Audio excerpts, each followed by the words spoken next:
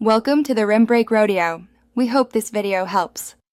In this video, I will explain how to make a pet dragon in Lockacraft. First, you will need to enter a creative mode world. Once inside, open your chat window. This is where you will input a special command to bring your dragon into existence. It's a straightforward process that takes just a few moments to complete, allowing you to quickly get started. To summon the Ender Dragon, type a specific command into the chat box. The command is /summon Ender Dragon.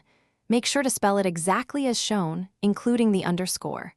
After typing, simply press the Enter key.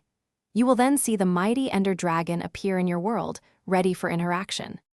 Since the Ender Dragon isn't truly a pet, you'll want to contain it. Construct a very large, enclosed space using durable blocks such as obsidian. This material is highly resistant to explosions and damage. Aim for an enclosure at least 50 blocks by 50 blocks, with a height of 20 blocks to give your dragon ample room. Now that your dragon is spawned and contained, you can interact with it. Fly around in creative mode to observe its movements and behavior.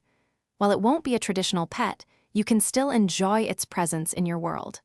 Always remember, it is a powerful creature, so maintain a safe distance during your observations. Thanks for watching.